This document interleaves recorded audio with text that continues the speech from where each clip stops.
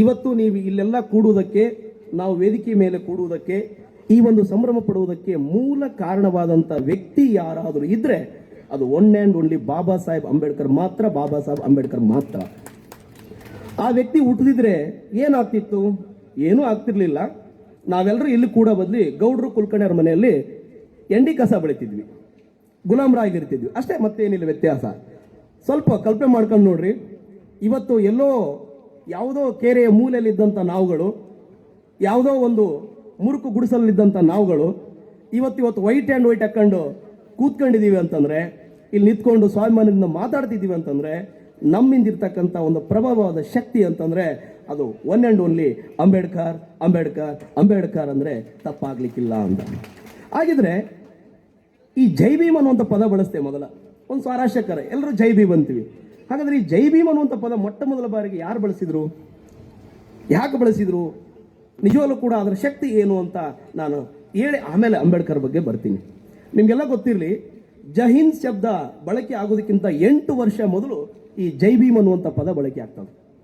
1937ರಲ್ಲಿ ಬಾಂಬೆ ಪ್ರಾಂತೀಯ ಸಭೆಗೆ ಚುನಾವಣೆ ನಡೆದಾಗ ಲೇಬರ್ ಪಾರ್ಟಿಯಿಂದ ಅಂಬೇಡ್ಕರ್ ಕಡೆ 17 ಜನ ನಿಂತಿರ್ತಾರೆ. ಆವಾಗ 15 ಜನ ಗೆದ್ದು ಬರ್ತಾರೆ.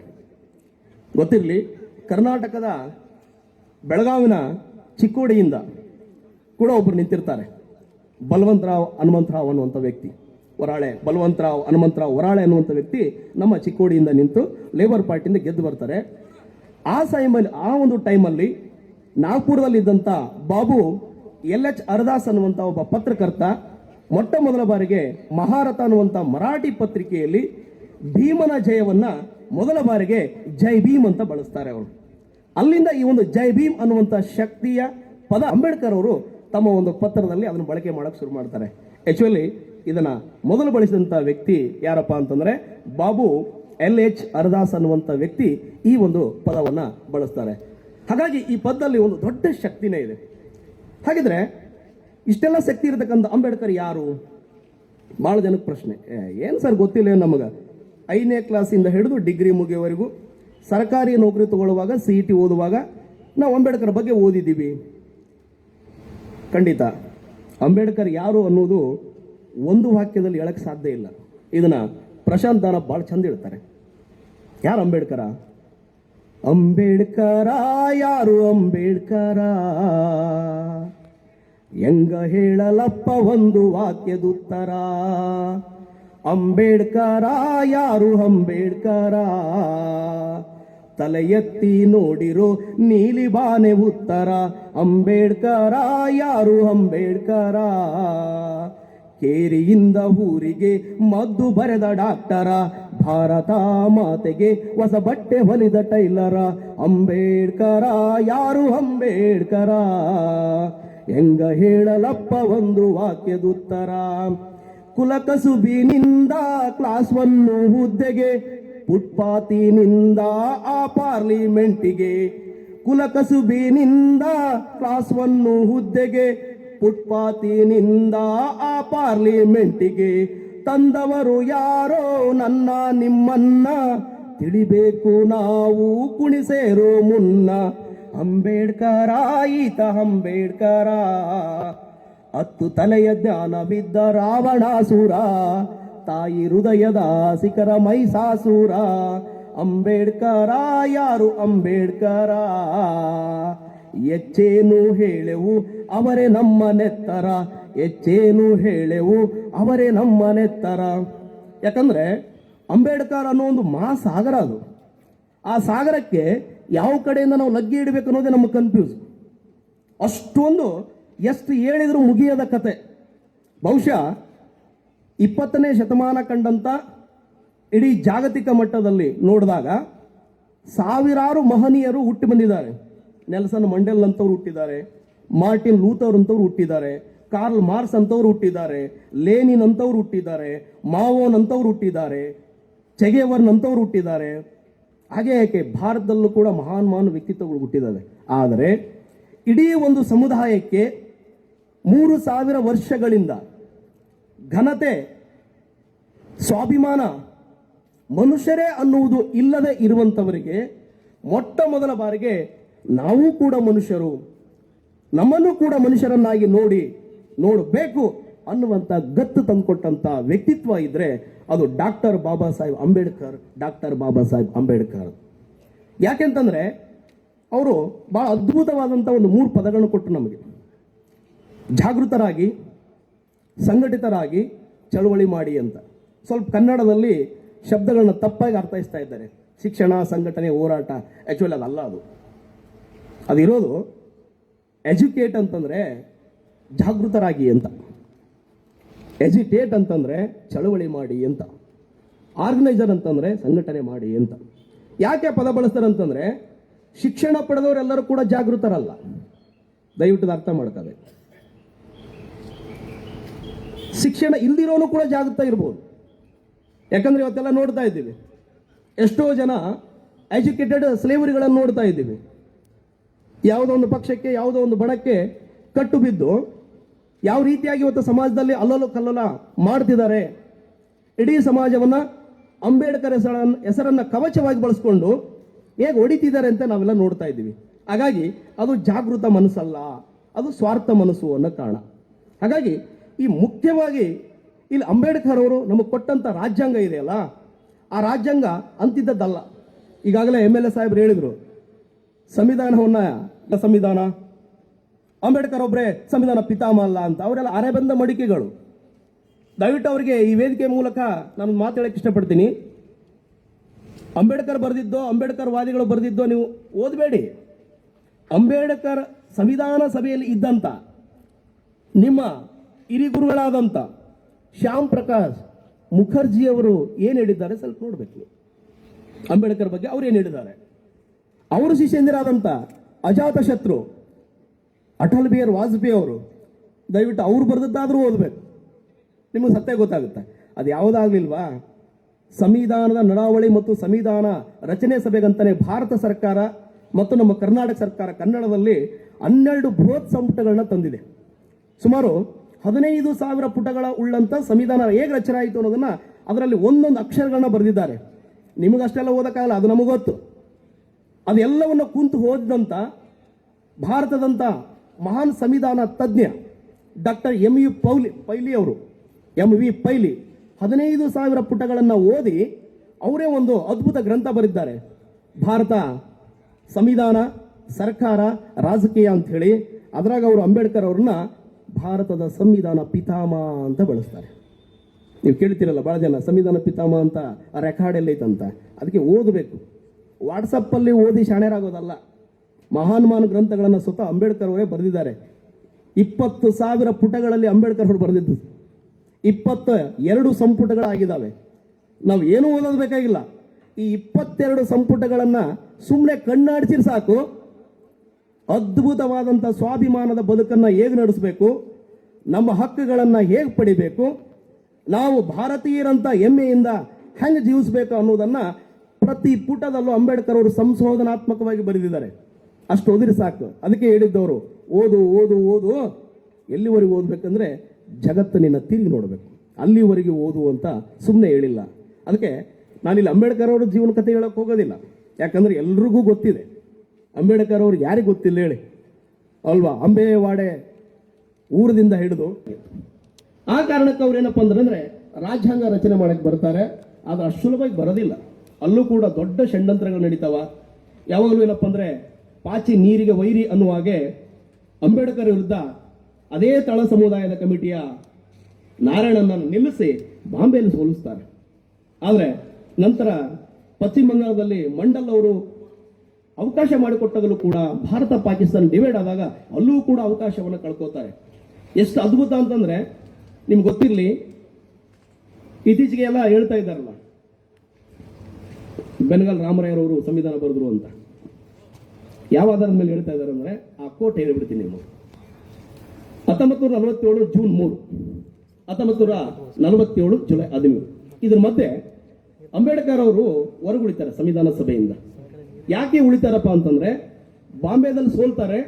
ನಂತರ ಭೂಪೇಂದ್ರನಾಥ್ ಮಂಡಲ್ ಅವರು ಬಂಗಾಳದಲ್ಲಿ ಅವಕಾಶ ಕೊಡ್ತಾರೆ. Bad luck, Mount baton plan ಪ್ರಕಾರ ಅದು ಪಾಕಿಸ್ತಾನಕ್ಕೆ ಹೋಗ್ತದ. ಹಾಗಾಗಿ ಇವರು ಪಾಕಿಸ್ತಾನ ಸೇರ್ಬೇಕಾಗ್ತದ. ಅಂತ ಸಂದರ್ಭದಲ್ಲಿ ಅವರು ಹೊರಗುಳಿತಾರ. ಆ ಸಂದರ್ಭದಲ್ಲಿ ಈ ರಾವ್ ಅವರು ಒಂದಿಷ್ಟು ಕರಡುಗಳನ್ನು ರಚನೆ ಮಾಡ್ತಾರೆ, ಸಲಹೆಗಳನ್ನು ಕೊಡ್ತಾರೆ. ಆ ಸಲಹೆಗಳನ್ನೇ ಇವತ್ತುವರೆಗೂ ಅದೇ ಭಾರತ ಸಂವಿಧಾನ ಅವರೇ ಬರೆದಿದ್ದು ಅಂತ ಅವರೆಲ್ಲ ಊಹಿಲ್ ಒಪ್ಪಿಸ್ತಿರೋದು. ಅದಕ್ಕೆ ನೀವು ಉತ್ತರ ಕೊಡ್ಬೇಕಂದ್ರೆ ಫಸ್ಟ್ ಓದೋದು ಕಲಿಬೇಕು ಅಷ್ಟೇ, ಮತ್ತೇನಿಲ್ಲ. ನಿರರ್ಗಳವಾಗಿ ಓದಿದ್ರೆ ಮಾತ್ರ ಸತ್ಯಗಳು ಹೊರಗೆ ಬರ್ತವೆ. ಅದು ನೆನ್ಪಿಟ್ಕೊಳ್ಳಿ.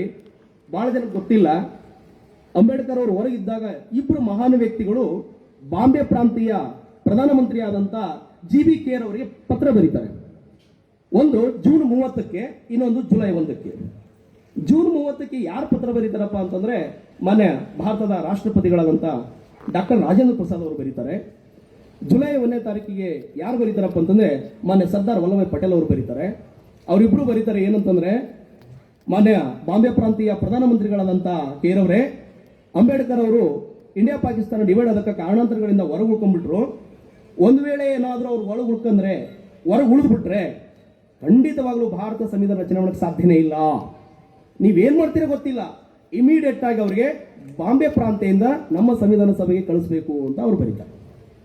ಸೇಮ್ ಟು ಸರ್ದಾರ್ ವಲ್ಲಭಾಯ್ ಪಟೇಲ್ ಅವರು ಬರೀತಾರೆ, ಮಾನ್ಯ ಕೇರ್ ಅವರೇ, ಜುಲೈ 14ನೇ ತಾರೀಕಿಗೆ ಸಂವಿಧಾನ ಸಭೆಯ 4ನೇ ಸಭೆ ಇದೆ, ಅತಿ ಪ್ರಮುಖವಾದಂತಹ ಸಭೆ ಅದು. ಆ ಸಭೆಗೆ ಮಾನ್ಯ ಡಾಕ್ಟರ್ ಜಿ ಇರಲೇಬೇಕು. ಅದೇನ್ ಮಾಡ್ತಾರೆ ಗೊತ್ತಿಲ್ಲ, ನೀವು ಕೂಡ ಕಳಿಸ್ಬೇಕು ಅಂತಾರೆ.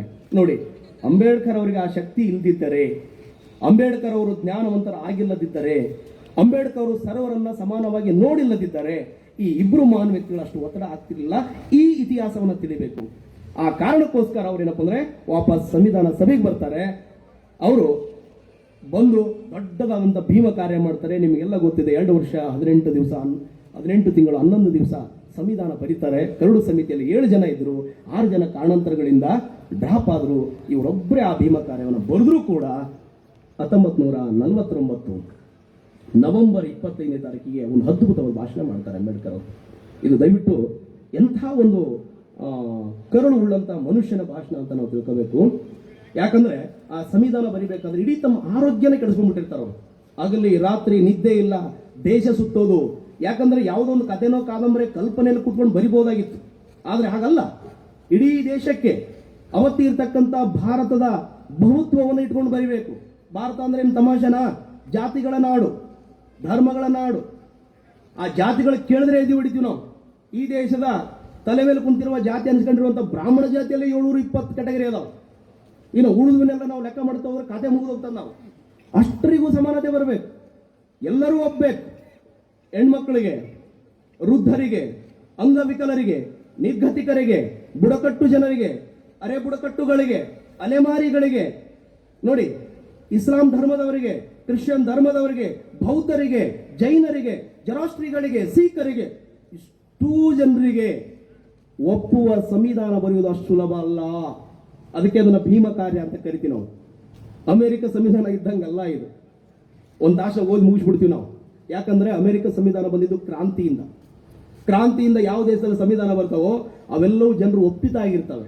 ಸೇಮ್ ಟು ಫ್ರಾನ್ಸ್, ಸಮಾನತೆ, ಸ್ವಾತಂತ್ರ್ಯ, ಭಾತೃತ್ವ. ಆದ್ರೆ ನಮ್ಮದು ಹಂಗಲ್ಲ, ನಮ್ಮದು ರಾಜಿಯಿಂದ ಬಂದಿತ್ತು. ಯಾಕಂದ್ರೆ ಬಹಳ ಜನ ಎಷ್ಟೇ ನಾವು ಮಾತಾಡೋ ಕೂಡ ಸತ್ಯ ಬೇರೆ ಇದಾವೆ, ಮುಚ್ಚೋಗಿದ್ದಾವೆ. ಇಲ್ಲಿ ಎಷ್ಟೋ ಜನರಿಗೆ ಗೊತ್ತಿಲ್ಲ ಅನ್ಸುತ್ತೆ. ಬ್ರಿಟಿಷರು ಈ ಎಲ್ಲ ಗಲಾಟೆ ನೋಡಿ, ಇಂಡಿಯಾ ಪಾಕಿಸ್ತಾನ ಡಿವೈಡ್ ಆದ್ಮೇಲೆ ದೊಡ್ಡ ಗಲಾಟೆ ಆದಾಗ ಭಾರತ ಬಿಟ್ಟು ಹೋಗೋದಕ್ಕೆ ಬ್ರಿಟಿಷ್ ಸರ್ಕಾರ ಮಾನ್ಯ ವೈಸ್ರಾಯರ್ ಅವರಿಗೆ ಒಂದು ಯೋಜನೆಯನ್ನ ತಯಾರು ಮಾಡಂತ ಹೇಳುತ್ತೆ. ನಿಮಗೆ ಗೊತ್ತಿದೆನಾ? 1948 ಮಾರ್ಚ್ ಒಳಗಡೆ ಭಾರತವನ್ನ ಬಿಟ್ಟು ಹೋಗೋದಕ್ಕೆ ಬ್ರಿಟಿಷ್ ಹಾಕಿಕೊಂಡ ಯೋಜನೆ ಏನಂದ್ರೆ ಮ್ಯಾಡ್ ಹೌಸ್ ಅಂತ. ಅಂದ್ರೆ ಹುಚ್ಚರು ಮನೆ ಅಂತ ನಮಗೆ ದಯವಿಟ್ಟು ಅರ್ಥ ಮಾಡ್ಕೋಬೇಕು. ಆ ಯೋಜನೆ ಹೆಸರೇನು? Mad house. ಅಂದ್ರೆ ಇಲ್ಲಿ ಹುಚ್ಚರಿದ್ದಾರೆ, ಬಿಟ್ಟು ಹೋಗೋಣ ಅಂತ ಮ್ಯಾಡ್ ಹೌಸ್ ಅಂತ ಹೇಳ್ತಾರ. ಯೋಜನೆ 1948 ಮಾರ್ಚ್ 30 ಬಿಟ್ಟು ಕಂಪ್ಲೀಟ್ ಆಗಿ ಭಾರತವನ್ನು ಬಿಟ್ಟು ಹೋಗ್ಬೇಕಲ್ಲ ಬ್ರಿಟಿಷರು. ಹಾಗಾಗಿ ಮ್ಯಾಡ್ ಹೌಸ್ ಅಂತ ಹೇಳ್ತಾರೆ. ಅಂತ ಮ್ಯಾಡ್ ಹೌಸ್ ಅಲ್ಲೂ ಕೂಡ ಒಬ್ಬ ಮಹನೀಯ ಮಹಾತ್ಮ ಹುಟ್ಟಿ ಇಡೀ ಭಾರತಕ್ಕೆ ಒಂದು ಚಿಂತನೆಯನ್ನು ಕೊಟ್ಟನಲ್ಲ, ಅದು ಸಾಮಾನ್ಯದಲ್ಲ. ದೇಶ ವಿದೇಶಗಳಿಗೆ ಹೋಗಿ ಓದ್ಕೊಂಡು ಬಂದ. ನಿಮ್ಗೆಲ್ಲ ಗೊತ್ತಿದೆ ಎಷ್ಟರ ಮಟ್ಟಿಗೆ ಅಂದ್ರೆ, ಹಂಗಂತೇಳಿ ಅಂಬೇಡ್ಕರ್ ಏನು ಬಡವ್ರ ಮನೆಯಲ್ಲಿ ಹುಟ್ಟಿದವರಲ್ಲ. ಜಾತಿ ಇವ್ರು ಹೇಳುವಾಗೆ ಕೊನೆ ಇರ್ಬೋದು, ಯಾರೋ ಜಾತಿವಾದಿಗಳು ಹೇಳುವಾಗ. ಆದ್ರೆ ಅವ್ರ ತಂದೆ ಒಬ್ಬ ಗೌರವಸ್ಥ ಮಿಲಿಟರಿ ಅಧಿಕಾರಿ. ಅವ್ರಿಗೆ ಕಡಿಮೆ ಇರಲಿಲ್ಲ, ಚೆನ್ನಾಗಿತ್ತು. ಮಧ್ಯದಲ್ಲಿ ಸ್ವಲ್ಪ ಸಮಸ್ಯೆ ಆಯಿತು. ಹಂಗೆ ಚೆನ್ನಾಗಿದ್ರು ಕೂಡ ಅಂಬೇಡ್ಕರ್ ಅವರು ಮದುವೆ ಆಗೋದಕ್ಕೆ ಜಾಗ ಕೊಡಲಿಲ್ಲ ದೇಶದ ಜನ. ಲಾಸ್ಟ್ ಏನಪ್ಪ ಅಂತಂದ್ರೆ ಬಾಂಬೆಯಲ್ಲಿ ಒಂದು ಸ್ಲಮ್ ಅಲ್ಲಿ ಇರ್ತಕ್ಕಂಥ ಡಬಕ್ಚಾಳದಲ್ಲಿ ಮೀನುಗಾರರ ಒಂದು ವಸತಿಯಲ್ಲಿ ರಾತ್ರಿ ಮದುವೆ ಮಾಡ್ತಾರಂದ್ರೆ ಅರ್ಥ ಮಾಡ್ಕೊಳ್ಳಿ ಎಷ್ಟೊಂದು ಜಾತಿವಾದಿ ಮನಸ್ಸುಗಳು ಇವತ್ತು ಇದಾವೆ ಅಂತ. ಇವತ್ತೆಲ್ಲರೂ ಮಾತಾಡ್ತೀವಿ ನಾವು. ಅದಕ್ಕೆ ನಾನು ಬರುವಾಗ ನನ್ನ ಸ್ನೇಹಿತರು ಹೇಳ್ತಿದ್ದೆ ಮಾತಾಡ್ತಾ, ಅಂಬೇಡ್ಕರ್ ಜಯಂತಿ ಕಾನೂನಿನ ಚೌಕಟ್ಟಲ್ಲಿ ಆಗಬಾರ್ದು, ಹೃದಯದ ಚೌಕಟ್ಟಲ್ಲಿ ಆಗ್ಬೇಕು. ಏನಾಗಿದೆ ಅಂದ್ರೆ ಎಷ್ಟರ ಮಟ್ಟಿಗೆ ಸ್ಕೂಲು ಕಾಲೇಜಲ್ಲಿ ನೋಡ್ತಿರ್ತೀವಿ, GPS ಹಾಕ್ತಾರೆ, ಫೋಟೋ ಇಡ್ತಾರೆ, ಹಾರ ಹಾಕ್ತಾರೆ, ಕೈ ಹೊಡಿತಾರೆ, ಮಾಮೂಲರ ಎಂಬ ದೀನ್ ಅಂತ ಹೇಳಿ ಫೋಟೋ ತೆಗೆದು ಕಳಿಸ್ಬಿಡ್ತಾರೆ ಆಫೀಸ್ಗೆ. ಅಷ್ಟೇನಾ? ಇದೇನಾ ಅಂಬೇಡ್ಕರ್ ಇಸಮ್ ಅಂದ್ರೆ? ಅಂಬೇಡ್ಕರ್ಗೆ ಗೌರವ ಕೊಡೋದಂದ್ರೆ ಇದೇನಾ? ನಾವು ದಯವಿಟ್ಟು ಗೌರವ ಕೊಡುವುದಾದ್ರೆ ಮನಪೂರ್ವಕ ಕೊಡಿ, ಇಲ್ಲ ಬಿಟ್ಬಿಡಿ. ಆದ್ರೆ ಒಬ್ಬ ವ್ಯಕ್ತಿಯನ್ನು ಇನಾಯವಾಗಿ ನೋಡುವುದನ್ನ ನಮ್ಮ ಸಂಸ್ಕೃತಿ ಒಪ್ಪಲ್ಲ. ಇದು ಗಮನದಲ್ಲಿರಲಿ.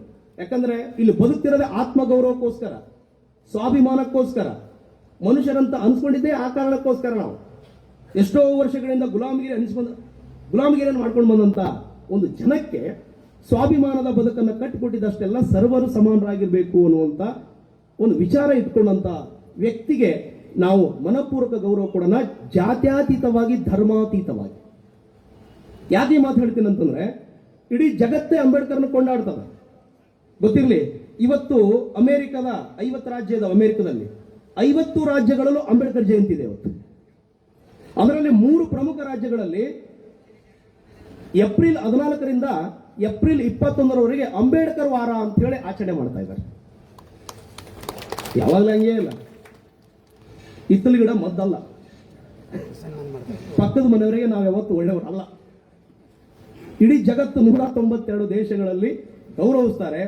158 ದೇಶಗಳಲ್ಲಿ ಅಂಬೇಡ್ಕರ್ ಅಧ್ಯಯನ ಕೇಂದ್ರಗಳಿದ್ದಾವೆ. ಅದರ ಅರ್ಥ ಏನು? ಆತನ ವಿಚಾರ ಇಡೀ ಜಗತ್ತಿಗೆ ಬೇಕಂತ. ಇವಾಗಲೂ ಕೂಡ ನೀವು ಲಂಡನ್ನಲ್ಲಿ ಅಂಬೇಡ್ಕರ್ ಅವರು ಓದಕ್ಕೆ ಹೋದಾಗ ನಂಬರ್ 10 ಕಿಂಗ್ ರೋಡಲ್ಲಿ ಇರ್ತಕ್ಕಂಥ ಆ ಹೌಸ್ಗೆ ಒಂದು ಹೆಸರಿಟ್ಟಿದ್ದಾರೆ. ಆ ಮನೆಯವರು ಬಾಡಿಗೆ ಇದ್ರಿ ಇವರು ಯಾವುದೋ ಒಂದು ಲಂಡನ್ ಅಲ್ಲಿ. ಏನಂತ? ಈ ಮನೆ ಭಾರತದ ಮಹಾನ್ ವ್ಯಕ್ತಿ ಇದ್ದಂತ ಮನೆ ಅಂತ ಬರೀತಾರೆ. ಭಾರತದಲ್ಲಿ ಹುಟ್ಟಿದಂತ ಒಬ್ಬ ಮಹಾನ್ ವ್ಯಕ್ತಿ ಈ ಮನೆಯಲ್ಲಿ ಇದ್ದ ಅಂತ ಬರೀತಾರೆ. ಅಂದ್ರೆ ಅವ್ರಿಗೆ ಅಷ್ಟೊಂದು ಹೆಮ್ಮೆ ಐತಂದ್ರೆ ನಾವ್ಯಾಕ್ರಿ ಹೆಮ್ಮೆಯಿಂದ ಇರಬಾರ್ದು? ನಾವ್ಯಾಕೆ ಹೆಮ್ಮೆ ಪಡಬಾರ್ದು? ಯಾಕಂದ್ರೆ ಯಾವಾಗಲೂ ಹೊರಗಡೆಯಿಂದನೇ ಬರ್ಬೇಕಾ? ಹೊರಗಡೆಯಿಂದನೇ ನಮ್ಮನ್ನು ಗುರುತಿಸ್ಬೇಕಾ? ಇದು ನಾವು ಆತ್ಮವಿಮರ್ಶೆ ಮಾಡ್ಕೊಳಕ್ ನಾ ಹೇಳ್ತಿರೋದು. ಇಲ್ಲಿ ಯಾರನ್ನೂ ಇದನ್ನ ಹೇಳೋದಕ್ಕಲ್ಲ, ಆತ್ಮವಿಮರ್ಶೆ. ಯಾಕಂತಂದ್ರೆ ಒಂದು ಸಂದರ್ಭ ಬರ್ತದ. ಏನ್ ಸಂದರ್ಭ ಬರ್ತದಂದ್ರೆ, ಫ್ರಾನ್ಸ್ ಅಲ್ಲಿ ನಡೆಯುವಂತ ಘಟನೆ ಅದು. ಭಗವಾನ್ ಎಸ್ ಗಿದ್ವಾಯ್ ಅನ್ನುವಂಥ ಒಬ್ಬ ಮಹಾನ್ ಚಿಂತಕರು, ಭಾರತದವರು, ಅದ್ಭುತವಾದಂಥ ಕಾದಂಬರಿಕಾರರು. ಅವರು ಒಂದು ಫೆಲೋಶಿಪ್ಗೆ ಹೋಗಿರ್ತಾರೆ. ಹೋದಾಗ ಅಲ್ಲೊಬ್ಬ ವಿದ್ಯಾರ್ಥಿನ ಭೇಟಿ ಆಗ್ತಾರೆ. ಅವರು ಲೈಬ್ರರಿಯಲ್ಲಿ ಭೇಟಿಯಾಗಿ ಆಮೇಲೆ ಇಬ್ರು ಟೀ ಕುಡಿಯಕ್ಕಂತ ಹೊರಗಡೆ ಬಂದು ಕೂತ್ಕೋತಾರೆ. ಸುಮ್ಮನೆ ಕೇಳ್ತಾರೆ ಅವರು, ಯಾವ್ರು ನಿಮ್ದು ಅಂತ. ಅವ್ರು ಇಲ್ಲೇ ಫ್ರಾನ್ಸಲ್ಲಿ ಒಂದು ಸಿಟಿ ಅಂತ ಆ ಹುಡುಗ ಹೇಳ್ತಾನೆ. ಆ ಹುಡುಗ ವಾಪಸ್ ಕೇಳ್ತಾನೆ, ನಿಮ್ದು ಯಾವುದು? ನಮ್ದು ಇಂಡಿಯಾ ಅಂತ. ಅವಾಗ ಅವ್ನು ಏನು ಹೇಳ್ತಾನೆ ಗೊತ್ತಾ? ಓ, ಟಿಪ್ಪು ರಾಜದವ್ರ ನೀವು ಅಂತಾನೆ. ಯಾಕೆ ಹೇಳ್ತಾ ಇದ್ದೀನಂದ್ರೆ, ಎಲ್ಲೋ ಮೈಸೂರಲ್ಲಿ ಹುಟ್ಟಿದಂಥ ಟಿಪ್ಪು ಫ್ರಾನ್ಸ್ ಅವ್ರಿಗೆ ಗೊತ್ತು. ಆದ್ರೆ ನಮಗೆ ಇವತ್ತು ಕೂಡ ಟಿಪ್ಪು ಬೇಕಾಗಿಲ್ಲ. Same to Ambedkar, same to Ambedkar. ಇಡೀ ಜಗತ್ತಿನಲ್ಲಿರ್ತಕ್ಕಂಥ ಪ್ರತಿಯೊಬ್ಬ ವ್ಯಕ್ತಿಗೂ ಅಂಬೇಡ್ಕರ್ ಬೇಕು ಇವತ್ತು. ಆದ್ರೆ ನಾವು ಯಾವತ್ತೋ ಒಂದು ದಿವಸ ಆತನನ್ನು ನೆನೆಸುವುದಕ್ಕೆ ಇನ್ನೂ ಎಷ್ಟೋ ಜನ ಅಂಬೇಡ್ಕರ್ನ ಕವಚವಾಗಿ ಮಾಡ್ಕೊಂಡಿದ್ದೀವಿ. ನಾವು ಕವಚ, ನಮ್ಮ ರಕ್ಷಣೆಗೋಸ್ಕರ ಅಂಬೇಡ್ಕರ್ ಬಳಸ್ಕೊತಾ ಇದ್ದೀವಿ. ಅದಕ್ಕೆ ನಾನು ಯಾವಾಗ ಹೇಳ್ತಿದ್ದೀನಿ, ಅಂಬೇಡ್ಕರ್ ಅವರ ಮೆರವಣಿಗೆಗಿಂತ ಅವ್ರ ಬರವಣಿಗೆ ಮುಖ್ಯ. ನಮಗೆ ಅವರ ಬರವಣಿಗೆಗಳನ್ನು ಮೆರೆಸ್ಬೇಕು ನಾವು. ಒಮ್ಮೊಮ್ಮೆ ಅದು ಸರಿನೋ ತಪ್ಪೋ ಗೊತ್ತಿಲ್ಲ. ಮೂರ್ತಿ ಪೂಜೆ ಬೇಡ ಅಂದವ್ರನ್ನೇ ಇವತ್ತೆಲ್ಲ ಮೂರ್ತಿ ಮಾಡ್ಬಿಟ್ಟಿದ್ವಿ ನಾವು. ಆದ್ರೆ ಇರ್ಲಿ, ನಮ್ಮ ಅಸ್ಮಿತೆ ಅಟ್ಲೀಸ್ಟ್ ಅದ್ರ ಮೂಲಕ ಆದ್ರೆ ಎಲ್ಲರಿಗೂ ತಿಳಿಸ್ಬೇಕಾಗಿದೆ ಇಂಥ ಒಬ್ಬ ವ್ಯಕ್ತಿ ಇದ್ದ ಅಂತೇಳಿ. ಆದ್ರೆ ಅವರೇ ಹೇಳ್ತಾರೆ ಮೂರ್ತಿ ಪೂಜೆ ಬೇಡ ಅಂತ. ಆದ್ರೆ ಇವತ್ತು ಅನಿವಾರ್ಯ ಅದು. ಯಾಕಂತಂದ್ರೆ ಇಲ್ಲಂದ್ರೆ ಅವರು ಇದ್ರು ಅನ್ನೋದಕ್ಕೆ ಸಾಕ್ಷಿನ ಕೊಡೋದಿಲ್ಲ ನಮ್ಮ ಜನ. ಹಂಗಿದಾರೆಲ್ಲ ಬಳದು ಹಾಕಿಬಿಡ್ತಾರೆ. ಗೊತ್ತಿದೆಯಲ್ಲ, ಇತಿಹಾಸವನ್ನು ಸಂಪೂರ್ಣವಾಗಿ ತಿರ್ಚಿ ಬರಿತಾ ಇದ್ದಾರೆ. ಹಾಗಾಗಿ ನಾನು ಹೇಳೋದು ಒಂದೇ ಒಂದು ಮಾತು, ನನ್ನ ಅನಿಸಿಕೆ ವೈಯಕ್ತಿಕವಾಗಿ, ನಾವು ಅಂಬೇಡ್ಕರ್ ಬಗ್ಗೆ ಸಂಪೂರ್ಣವಾಗಿ ಓದದೆ ಯಾವ ನಿರ್ಧಾರಕ್ಕೆ ಬರದೇ ಇರೋದೇ ಒಳ್ಳೆಯದು. ಆಮೇಲೆ ಇವತ್ತು ಅಂಬೇಡ್ಕರ್ ಅವರನ್ನ ಆ ಪಕ್ಷ ಈ ಪಕ್ಷ ಅಂತ ಏನಿಲ್ಲ, ಎಲ್ಲರೂ ಗೌರವಿಸುವ ಮಟ್ಟಿಗೆ ಬೆಳೆದಿದ್ದಾರೆ. ಅವರು ಅವನ ಮನಸ್ಸಿಂದ ಗೌರವಿಸ್ತಿದ್ದಾರೋ, ಅವಕಾಶಕ್ಕಾಗಿ ಗೌರವಿಸ್ತಿದ್ದಾರೋ ಅವ್ರವ್ರಿಗೆ ಬಿಟ್ಟಿದ್ದು. ಆದ್ರೆ ಒಂದಂತೂ ಸತ್ಯ, ಅಂಬೇಡ್ಕರ್ ಅವರಿಗೆ ಇವತ್ತು ಯಾರು ಗೌರವಿಸ್ತಿದ್ದಾರೋ ಅವರೆಲ್ಲರೂ ಅವಮಾನ ಮಾಡಿದಂಥವ್ರೆ. ಅದೇ ಅಂಬೇಡ್ಕರ್ ಅವರು ಸಂವಿಧಾನ ಬರೆದು 1950 ಜನವರಿ 26 ಹೊರಗೆ ಬಂದಾಗ ಅವ್ರ ಪ್ರತಿಕೃತಿಯನ್ನು ಸುಟ್ಟಂತವ್ರು ಇದ್ದಾರೆ. ಇವತ್ತು ಅವರೇ ಜೈ ಭೀಮ್ ಅಂತಿದ್ದಾರೆ. ಗಮನಿಸಿ, ಅಂದ್ರೆ ತನ್ನನ್ನ ಈಗಳಿಯವರ ಬಾಯಲ್ಲೂ ಕೂಡ ತನ್ನ ಹೆಸರನ್ನ ಬಳಸುವ ಹಾಗೆ ಮಾಡಿದಂತ ಏಕೈಕ ಶಕ್ತಿ ಅದು ಅಂಬೇಡ್ಕರ್. ಅದನ್ನ ಒಪ್ಪಲೇಬೇಕಾಗ್ತದೆ. ಆಗಲೇ ಬಳಸ್ತಾ ಅಂಬೇಡ್ಕರ್ ಅವ್ರನ್ನ ಆಧುನಿಕ ಮನು ಅಂತ ಹೇಳಿ ಬಳಸಿದ್ರು. ದಯವಿಟ್ಟು ಕ್ಷಮೆ ಇರಲಿ, ದಯವಿಟ್ಟು ಅದನ್ನು ಬಳಸಬೇಡಿ. ಅವರು ಆಧುನಿಕ ಮನು ಅಲ್ಲ, ಮನುವಾದವನ್ನ ಸುಟ್ಟು ಬಂದಂತ ವ್ಯಕ್ತಿ. ಯಾಕೆ ಅಂತಂದ್ರೆ ನಮ್ಗೆ ಕೆಟ್ಟ ಚಟ ಇದೆ. ಇಂದು ಯಾರೋ ಒಬ್ಬವನು ನೆಗೆಟಿವ್ ಮಾಡಿರ್ತಾನ, ಹೆಸರು ಮಾಡಿರ್ತಾನೆ, ಅವನ ಹೆಸರು ಇನ್ನೊಬ್ರಿಗೆ ಬಳಸೋದು. ಅದನ್ನ ಯಾಕೆ ರೂಢಿ ಮಾಡ್ಕೋಬೇಕು? ನಾವು ಸಂಪ್ರದಾಯ ಮುರಿಬೇಕು ಅದನ್ನ. ಮನುವಾದಕ್ಕೆ ಬೆಂಕಿ ಇಟ್ಟವರು ಅವರು. ಇವತ್ತು ಹೆಣ್ಮಕ್ಳು ಇಲ್ಲಿ ಕೂತಿದ್ದಾರೆ ಅಂದ್ರೆ ಅಂಬೇಡ್ಕರ್ ಕಾರಣ. ಮನುವಾದ ಏನು ಹೇಳ್ತದೆ? ಹುಟ್ಟಿದಾಗ ತಂದೆಯ ಜೊತೆಯಲ್ಲಿ, ಮದುವೆ ಆದಾಗ ಗಂಡನ ಜೊತೆಯಲ್ಲಿ, ಮುದುಕಿಯಾದಾಗ ತಂದೆ ತಾಯಿಯ ಜೊತೆ ಏನೋ ಮಕ್ಕಳ ಜೊತೆಯಲ್ಲಿ ಇರಬೇಕು. ಹೆಣ್ಣು ಸ್ವಾತಂತ್ರ್ಯ ನಹರತಿ ಅಂತ ಹೇಳಿದಂಥದ್ದಲ್ಲಿ ಹೆಣ್ಮಕ್ಳಿಗೆ ಆಸ್ತಿ ಹಕ್ಕು ಕೊಡಬೇಕು ಅಂತ ಹೇಳಿ ಹಿಂದೂ ಕೋಡ್ ಬಿಲ್ ಮಂಡಿಸಿ 1952ರಲ್ಲಿ ರಾಜೀನಾಮೆ ಕೊಟ್ಟು ಹೊರಗೆ ಬಂದಂತ ಅಂಬೇಡ್ಕರ್ ಅಲ್ಲಿ ಅಲ್ವಾ? ಇವತ್ತು ಅವ್ರನ್ನ ಹೋಲಿಕೆ ಮಾಡೋಕ್ಕಾಗತ್ತೇನ್ರಿ? ಅವ್ರದ್ದು ಒಂದು ಮುಟ್ಟಿಗೆಯಷ್ಟು ವಿಚಾರವನ್ನು ಕೂಡ ಬಳಸ್ಕೊಂಡ್ರು ಕೂಡ ಸಾಕು, ಭಾರತ ಭವ್ಯ ಭಾರತ ಆಗುತ್ತೆ. ಮೊನ್ನೆ ಎಸಿ ಸಾಹೇಬರು ಇಡೀ ಅಂಬೇಡ್ಕರ್ ವಿಚಾರವನ್ನು ಬಹಳ ಚಂದ ಸಮರೈಸ್ ಮಾಡಿದ್ರು. ಈ ದೇಶಕ್ಕೆ ನಿಜವಾದ ಸ್ವಾತಂತ್ರ್ಯ ಅಂದ್ರೆ ಅದು ಕೇವಲ ರಾಜಕೀಯ ಸ್ವಾತಂತ್ರ್ಯ ಅಲ್ಲ, ಆರ್ಥಿಕ ಮತ್ತು ಸಾಮಾಜಿಕ ಸ್ವಾತಂತ್ರ್ಯ ಬಂದಾಗ ಮಾತ್ರ ಅದು ನಿಜವಾದ ಸ್ವಾತಂತ್ರ್ಯ ಅಂತ. ಇವತ್ತಿಗೂ ಬಂದಿಲ್ಲ, ನೆನ್ಪಿಟ್ಕೊಳ್ಳಿ. ಇದನ್ನು ನಾವು ಅರೆ ಸ್ವಾತಂತ್ರ್ಯ ಅಂತಾನೆ ಕರೆಯೋದು, ಇಲ್ಲ ಹಸ್ತಾಂತರಿತ ಸ್ವಾತಂತ್ರ್ಯ ಅಂತ ಕರಿತೀವಿ ಹೊರತಾಗಿ ಇದು ಸಂಪೂರ್ಣ ಸ್ವಾತಂತ್ರ್ಯ ಅಲ್ಲ. ಯಾಕಲ್ಲ ಅಂತಂದ್ರೆ ಆರ್ಥಿಕ ಸ್ವಾತಂತ್ರ್ಯ ಅಂದ್ರೆ ಏನು? ಎಂದು ಸ್ವಾತಂತ್ರ್ಯ ಬಂತೋ ಅವತ್ತೇ ಭೂಮಿ ಹಂಚಿಕೆ ಆಗಬೇಕಾಗಿತ್ತು. ಇವತ್ತಿನ ಜಾತಿ ವ್ಯವಸ್ಥೆಗೆ ಮೂಲ ಬೇರೆ ಭೂಮಿ ವ್ಯವಸ್ಥೆ, ಇದು ಗೊತ್ತಿರಲಿ. ಜಮೀನ್ದಾರಿಕೆ ಪದ್ಧತಿ, ಉಳಿಗಮಾನ್ಯ ಪದ್ಧತಿ, ಗೌಡ್ಶಾಹಿ ಪದ್ಧತಿ ಇವು ಅಳಿಯದೆ ಈ ದೇಶದಲ್ಲಿ ಸಮಾನತೆ ಬರಕ್ ಸಾಧ್ಯನೇ ಇಲ್ಲ. ನಾವು ಏನ್ ಮಾಡ್ತಾ ಇದೀವಿ ಅಂದ್ರೆ ಶುಗರ್ ಕೋಟ್ ಮಾಡ್ತಾ ಹೋಗ್ತಾ ಇದೀವಿ, ಬಹಳ ನೈಸ್ ಆಗಿ ನಾಜೂಕಾಗಿ ಶುಗರ್ ಕೋಟ್ ಮಾಡ್ತಾ ಇದ್ದೀವಿ. ಆದರೆ ವಾತ್ಸವ ಒಳಗಡೆ ಬೇರೆ ಇದೆ. ಅವತ್ತು ಅವರು ಆ ಭೂಮಿ ವಿಚಾರವನ್ನು ಎತ್ತಿದ್ರಿಂದಲೇ 52ರಲ್ಲಿ ನೆಹರು ಅವರು ಭೂ ಸುಧಾರಣೆ ತರುವ ಪ್ರಯತ್ನ ಮಾಡಿದ್ರು. ಆದ್ರೆ ಅಷ್ಟುಲಭ ಇರಲಿಲ್ಲ.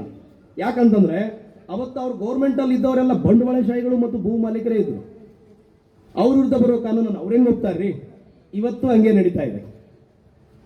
ಎಷ್ಟು ಚಂದ ಅಂಬೇಡ್ಕರ್ ವಿಚಾರಗಳನ್ನ ತಿರುಚಿ ತಂದಿವಿ ಅನ್ನಂಗೆ ತೋರಿಸ್ತಾ ಇದ್ದಾರೆ ಅಂತಂದ್ರೆ, ಫಸ್ಟ್ ಹೊಡೆತ ಬಿದ್ದಿದೆ 1931ರಲ್ಲಿ ಅಂಬೇಡ್ಕರ್ ಅವರಿಗೆ. ಈಗಲೂ ಕೂಡ ಅದನ್ನ ಯಾರಾದ್ರೂ ಕೇಳಿದ್ರೆ ಕಣ್ಣ ನೀರು ಬರ್ತದ.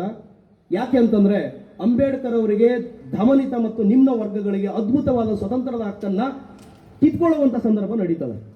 ಮಾನ್ಯ ಅಂಬೇಡ್ಕರ್ ಅವರು 2ನೇ ದುಂಡು ಮೇಜಿನ ಪರಿಸ್ಥಿತಿಗೆ ಹೋದಾಗ ಅಲ್ಲಿ ಒಂದು ವಿಚಾರ ತಗೊಂಡು ಬರ್ತಾರೆ, ಪ್ರತ್ಯೇಕ ಮತಕ್ಷೇತ್ರ ಮತ್ತು ಡಬಲ್ ವೋಟಿಂಗ್ ಸಿಸ್ಟಮ್. ಸ್ವಲ್ಪ ಅರ್ಥ ಮಾಡ್ಕೊಳ್ರಿ, ಅದು ಏನಾದ್ರೂ ಬಂದಿದ್ರೆ ಖಂಡಿತವಾಗ್ಲೂ ಇಷ್ಟನ್ನೇ ಬೇರೆ ಇರ್ತಿತ್ತು. ಹೇಗಂತಂದ್ರೆ ಆ ನಿಮ್ನ ವರ್ಗದ ಅಭ್ಯರ್ಥಿಗೆ ಅವರೇ ಓಟ್ ಹಾಕೋದು, ಬೇರೆದವರು ಓಟ್ ಹಾಕಂಗಿಲ್ಲ. ಯಾಕೆ ಇದನ್ನ ಕೇಳ್ತಾರೆ ಅಂತಂದ್ರೆ, ಇವತ್ತು ಮೀಸಲಾತಿ ಕೊಟ್ಟಿದ್ದಾರೆ, ಇಲ್ಲ ಅಂತ ಹೇಳಲ್ಲ, ಮೀಸಲು ಕ್ಷೇತ್ರಗಳಿದಾವೆ. ಆ ಮೀಸಲು ಕ್ಷೇತ್ರದಲ್ಲಿ ಎಲ್ಲ ವರ್ಗದವರು ಆಗ್ತಾರೆ, ಓಡ್ತಾರೆ. ಆದ್ರೆ 2000ದಲ್ಲಿ ಗೆದ್ದ ವ್ಯಕ್ತಿ ಮೇಲ್ವರ್ಗದವರ ಮಾತು ಕೇಳುವಂತ ಅನಿವಾರ್ಯ ಸಂದರ್ಭಗಳು ಸೃಷ್ಟಿ ಆಗ್ತವೆ. ಅವರ ಹೇಳುವಂತ ಕಾನೂನನ್ನ ಜಾರಿ ಮಾಡುವ ಸಂದರ್ಭಗಳು ಸೃಷ್ಟಿ ಆಗ್ತವೆ, ಅನಿವಾರ್ಯ. ಇಲ್ಲಾಂದ್ರೆ ನೆಕ್ಸ್ಟ್ ಗೆಲ್ಸಲ್ಲ ಅವರು. ಅದೇ ಪ್ರತ್ಯೇಕ ಮತಕ್ಷೇತ್ರ ಕೊಟ್ಟಿದ್ರೆ ಅಲ್ಲಿ ಭ್ರಷ್ಟಾಚಾರ ನಡೀತಿದ್ದಿಲ್ಲ, ಓಟಿಗೆ 500 ರೂಪಾಯಿ ಕೊಡಬೇಕಾಗಿದ್ದಿಲ್ಲ, ಎಂಡ ಕುಡಿಸ್ಬೇಕಾಗಿದ್ದಿಲ್ಲ, ಕಂಡ ತಿನ್ನಿಸ್ಬೇಕಾಗಿದ್ದಿಲ್ಲ. ಅವರ ಜನಾಂಗವನ್ನ ಕಾರಣಕ್ಕೋಸ್ಕರ ಮನುಷ್ಯ ಒಳ್ಳೆಯವನಾಗಿದ್ರೆ ಕಣ್ಣು ಮುಚ್ಚಿ ಓಟಾಕಿ ಆರಿಸ್ತಿದ್ರು. ಆ ವ್ಯಕ್ತಿನ ಕೂಡ ಅಷ್ಟೇ ಪ್ರಾಮಾಣಿಕವಾಗಿ ಅವರ ಉದ್ಧಾರಕ್ಕೋಸ್ಕರ ನಿಂತಿದ್ದ ಅನ್ನುವಂತ ಆಲೋಚನೆಯಿಂದನೇ ಅವತ್ತು ಪ್ರತ್ಯೇಕ ಮತದಾನ ವ್ಯವಸ್ಥೆಯನ್ನು ಕೇಳಿದ್ರು. ಹಾಗೆ ರಾಷ್ಟ್ರೀಯತೆ ಬಿಟ್ಟಿರಲಿಲ್ಲ ಅಂಬೇಡ್ಕರ್, ಮಹಾನ್ ರಾಷ್ಟ್ರೀಯವಾದಿ ಡಬಲ್ ವೋಟಿಂಗ್ ಸಿಸ್ಟಮ್ ಕೇಳಿದ್ರು. ಒಂದು ನಿಮ್ಮ ವರ್ಗದವರಿಗೆ, ಇನ್ನೊಂದು ಭಾರತಕ್ಕೆ. ಯಾರಾದ್ರೂ ನಿಂತ್ಕೊಳ್ಳಿ, ಈ ಕಡೆಗೆ ರಾಷ್ಟ್ರ ಭಕ್ತಿನೂ ಉಳಿತದೆ, ಈ ಕಡೆ ನಮ್ಮ ಏಳಿಗೆನ ಆಗ್ತದೆ ಅನ್ನುವಂಥ ವಿಚಾರ ಇಟ್ಟಿದ್ದನ್ನ ಮಹಾನ್ಯ ಮಹಾತ್ಮರು ಪುನಃ ಫ್ಯಾಕ್ಟ್ ಅಲ್ಲಿ ಕಿತ್ಕೊಂಡ್ಬಿಟ್ರು. ತುಂಬಾ ನೋವಿನಿಂದ ಹತ್ಕೊಂಡು ಆ ಒಪ್ಪಂದಕ್ಕೆ ಸಹಿ ಆಗ್ತಾರೆ. ಯಾಕಂದ್ರೆ ಅವರು ಅದ್ಭುತವಾದಂತಹ ಒಂದು ಅಸ್ತ್ರವನ್ನ ನಾನಿಲ್ಲಿ ಕಳ್ಕೊಂಡೆ ಅನ್ನುವಂಥ ಮಾತನ್ನ ಹೇಳ್ತಾರೆ. ಅದಕ್ಕೆ ಅವತ್ತಿಂದ ನೋಡಿ ಎಷ್ಟು ಅಡ್ವಾನ್ಸ್ ಆಗಿದ್ದ ಆ ಮನುಷ್ಯ ಅಂತಂದ್ರೆ, ಅವತ್ತು ಹೇಳ್ತಾನೆ, ಈ ಒಂದು ಅಸ್ತ್ರನ ಕೈಯಿಂದ ಹೋಯ್ತು, ಇನ್ನು ನನ್ನ ಜನಗಳು ಉದ್ಧಾರ ಆಗೋದು ಮತ್ತೆ 100 ವರ್ಷ ಮುಂದಕ್ಕೆ ಹೋಯಿತು ಅಂತ. ಇವತ್ತು ಅದನ್ನೇ ನೋಡ್ತಾ ಇದ್ದೀವಿ. ಇವತ್ತು ನಮ್ಮ ಮೀಸಲು ಕ್ಷೇತ್ರಗಳು ಇರ್ಬೋದಿಲ್ಲ ಅಂತ ಹೇಳ್ತಾ ಇಲ್ಲ ನಾನು, ಆದರೆ ಎಷ್ಟರ ಮಟ್ಟಿಗೆ ಸಮರ್ಥವಾಗಿ ಆ ಕ್ಷೇತ್ರಗಳು ನ್ಯಾಯ ಕೊಟ್ಟಿವೆ ಗಮನಿಸಿ. ಅದೇ ಕ್ಷೇತ್ರದಲ್ಲಿ ಎಷ್ಟು ಈ ಜಾತಿ ಹತ್ಯೆಗಳಾಗಿಲ್ಲ, ಅದೇ ಕ್ಷೇತ್ರದಲ್ಲಿ ಎಷ್ಟು ಜಾತಿ ದೌರ್ಜನ್ಯಗಳಾಗಿಲ್ಲ, ಇವೆಲ್ಲವನ್ನ ಗಮನಿಸಿದಾಗ ಅವತ್ತು ಅಂಬೇಡ್ಕರ್ ಯಾಕೆ ಆಲೋಚನೆ ಮಾಡಿದ್ರು ಅನ್ನೋದು ಕೂಡ ಇಲ್ಲಿ ನಮಗೆ ಸ್ಪಷ್ಟವಾಗ್ತದೆ. ಇದೇ ರೀತಿಯಾಗಿ ಅವರು ಸಂವಿಧಾನದಲ್ಲೂ ಕೂಡ ಪ್ರಯತ್ನ ಪಟ್ಟರು. ಅದಕ್ಕೆ ಅವರು 1950 ಜನವರಿ 26 ಹೊರಗೆ ಬಂದಾಗ ಹೇಳುವಂಥದ್ದು ಒಂದೇ, ಸಂವಿಧಾನವೇನೋ ಬರೆದಿದ್ದೀನಿ, ಬಟ್ ಆದರೆ ನೀವು ನೆಮ್ಮದಿಯಿಂದ ಇರೋದು ಡೌಟ್ ಅಂತ. ನೆಮ್ಮದಿಯಿಂದ ಡೌಟ್ ಯಾಕಂತಂದ್ರೆ ಸಂವಿಧಾನ ಕೆಟ್ಟದ್ದಿದ್ದು ಅದನ್ನು ಜಾರಿ ಮಾಡೋರು ಒಳ್ಳೆ ವ್ಯಕ್ತಿ ಆಗಿದ್ದರೆ ಖಂಡಿತವಾಗ್ಲೂ ನೆಮ್ಮದಿಯಿಂದ ಇರಬಹುದು. ಸಂವಿಧಾನ ಒಳ್ಳೆದಿದ್ದು ಮುಂದೆ ಬರುವ ಅದನ್ನು ಜಾರಿ ಮಾಡೋರು ಕೆಟ್ಟವರಾದರೆ